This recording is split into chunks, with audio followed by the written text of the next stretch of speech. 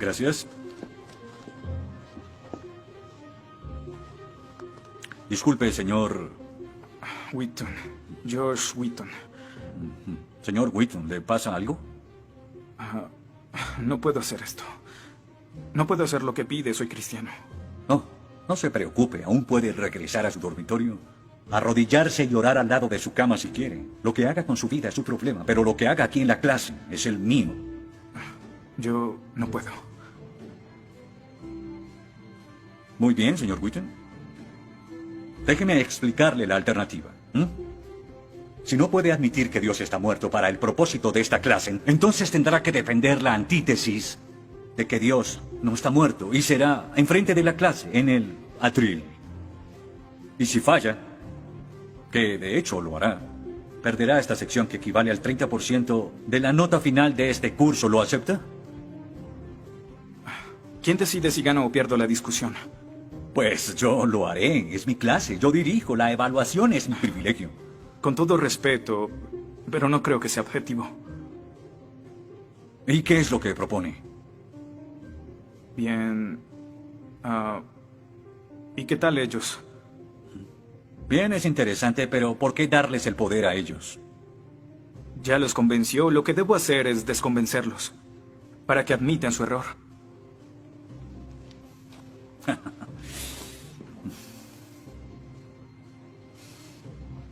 Bien. Señor Wheaton, tendrá 3 sesiones los últimos 20 minutos de las próximas 3 clases para que exponga su punto.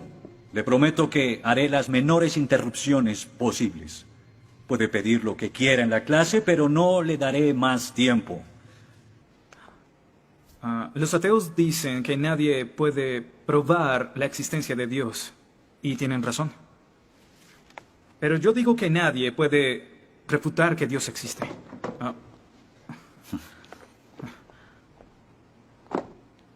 Pero la única forma de debatir este asunto es observando la evidencia disponible. Y es lo que vamos a hacer. Pondremos a Dios en un juicio. Con el profesor Radisson como fiscal y yo como el abogado defensor. Y ustedes como el jurado. La mayoría de cosmólogos están de acuerdo con que el universo empezó hace 13.7 billones de años en un evento conocido como la Gran Explosión. Ahora, analicemos la descripción del físico ganador del premio Nobel Steven Weinberg de cómo habría sido la Gran Explosión y, ya que él es ateo, podemos estar seguros de que no hay ninguna inclinación religiosa en su descripción. Al principio, hubo una explosión y en 3 minutos, 98% de la materia que hay o habrá se produjo. El universo apareció. Por 2500 años, la mayoría de científicos estuvieron de acuerdo con Aristóteles, con la idea de que el universo siempre ha existido sin inicio o final. Pero la Biblia no está de acuerdo. En 1920, el astrónomo belga Georges Lemaitre, teísta, que de hecho... ¿Qué es un teísta? Un teísta es alguien que cree en la existencia de Dios. Dijo que todo el universo saltó a la existencia en un billonésimo de segundo. De la nada, en un inimaginable destello de luz. Así es como esperaría que el universo respondiera si Dios hubiera dado la instrucción en Génesis 1:3 que exista la luz. En otras palabras, el origen del universo apareció como se esperaría después de leer Génesis y por 2500 años. La Biblia tiene razón y la ciencia está equivocada. Todo apunta a un Dios que lo creó, verán. En el mundo real no se ven cosas que se salgan de la nada, pero los ateos quieren hacer una excepción en esta regla. Específicamente en el universo y... Pero en su libro El espejismo de Dios, Richard Dawkins dice que si me dices que Dios creó el universo, entonces tengo el derecho a preguntar quién creó a Dios. La pregunta de Dawkins solo tiene sentido en términos de un Dios que ha sido creado. No tiene sentido en términos de un Dios no creado. ¿Qué es la clase de Dios en el que creen? Incluso dejando a Dios fuera de la ecuación, tengo el derecho de devolverle la pregunta al señor Dawkins y decir, si el universo te creó, ¿quién creó el universo? Ven, tanto teístas como ateos están agobiados por contestar la misma pregunta de cómo iniciaron las cosas. Lo que espero que entiendan de esto es que no hay que cometer suicidio intelectual para creer en un creador tras la creación, y en la medida que descarten a Dios, se verán obligados a encontrar una increíble explicación de cómo las cosas iniciaron. Me imagino que estás satisfecho con tu presentación. Veo que astutamente evadiste el hecho de que Stephen Hawking, el científico más famoso del mundo y no es teísta, recientemente estuvo a favor de un universo autodiseñado. No lo evadí, simplemente... Simplemente no lo sabías. Bien, veamos lo que el profesor Hawking, profesor lucasiano de física de Cambridge, quien ahora ocupa la silla usada por Sir Isaac Newton, tiene que decir sobre el origen del universo. Y cito: ya que hay una ley como la gravedad, el universo puede y se creará de la nada. Creación espontánea es la razón. Hay algo en lugar de nada. Por eso es que el universo existe. Nosotros existimos. No es necesario invocar a Dios para tener al universo en movimiento. Final de la cita. Nunca ibas a mencionar su comentario, pero su opinión se mantiene. ¿Qué respondes?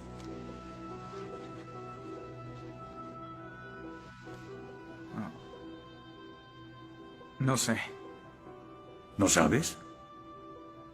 Pinché el globo de todo tu argumento con un solo alfiler y... ¿tú no lo sabes? Oh.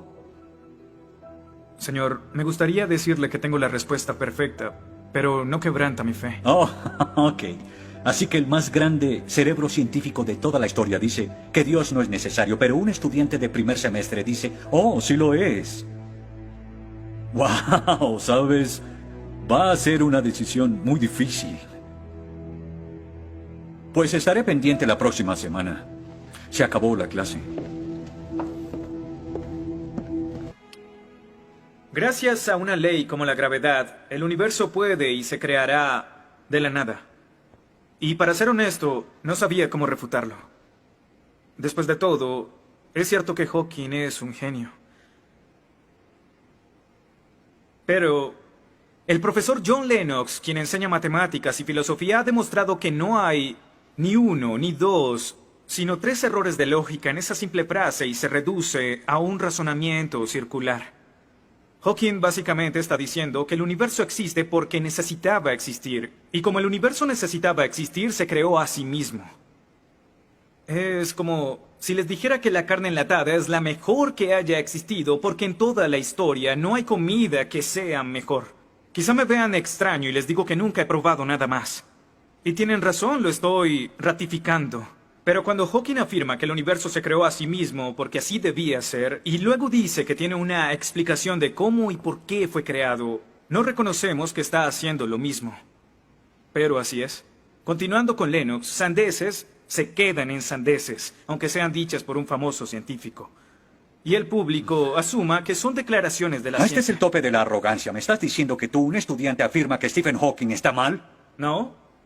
Lo que digo es que John Lennox, profesor de matemáticas y filosofía, encontró que las razones del profesor Hawking son incorrectas. Y si no soporta mi desacuerdo con Hawking, le sugiero que vaya a la página 5 de su libro, en donde insiste en que la filosofía está muerta. Y si está tan seguro de la infalibilidad de Hawking y la filosofía realmente está muerta, entonces no hay necesidad de esta clase. El mal. Se dice que el mal es el arma más potente del ateísmo contra la fe cristiana. Después de todo, la existencia del mal nos lleva a una pregunta. ¿Y si Dios es tan bueno y tan poderoso, por qué permite que el mal exista? La respuesta a esto es muy simple. Libre albedrío. Dios permite que el mal exista por el libre albedrío. Desde el punto de vista cristiano, Dios tolera el mal en este mundo por un tiempo, para que un día todos los que eligieron amarlo estén con Él en el cielo, apartados del mal, pero con el libre albedrío intacto.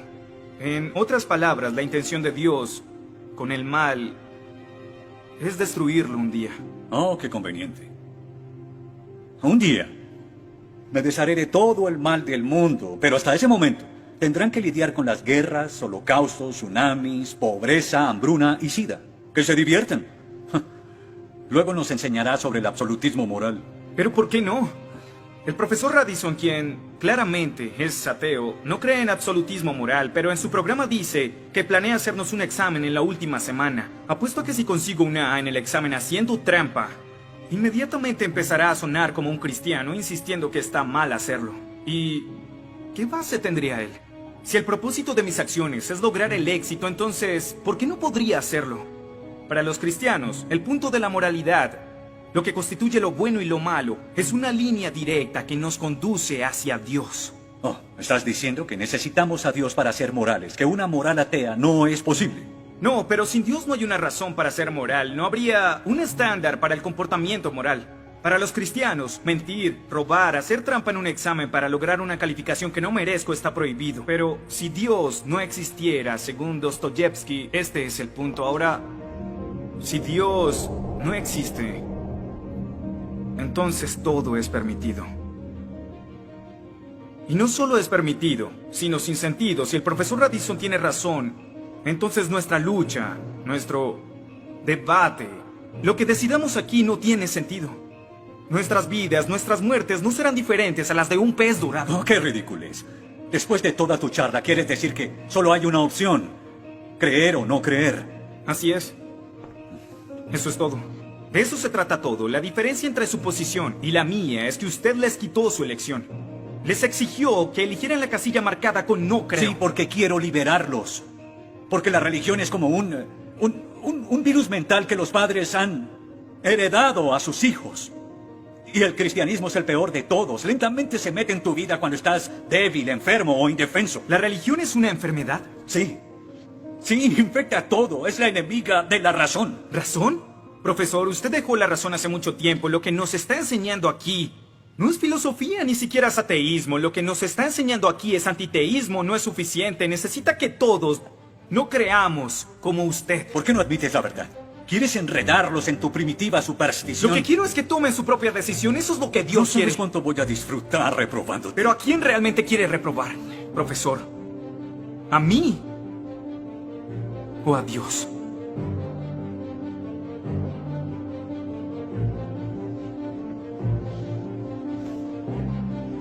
¿Odia a Dios?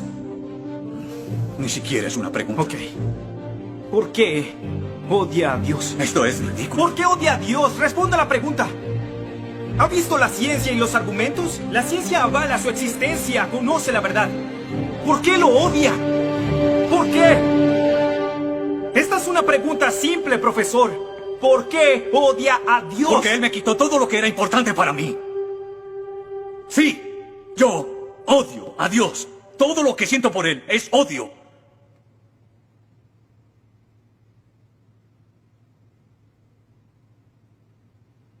¿Cómo puede odiar a Dios si no existe?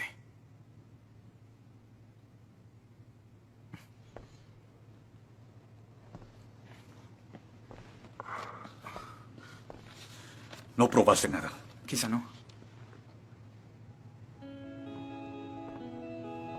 Ellos deben elegir.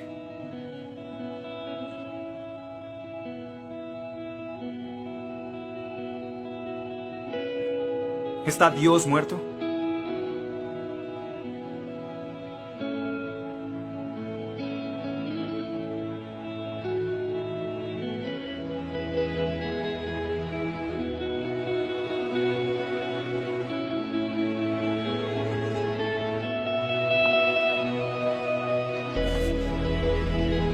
Dios no está muerto.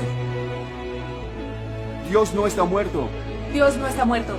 Dios no está muerto. Dios no está muerto. Dios no está Dios no está muerto. Dios no está muerto. Dios no está muerto. Dios no está muerto.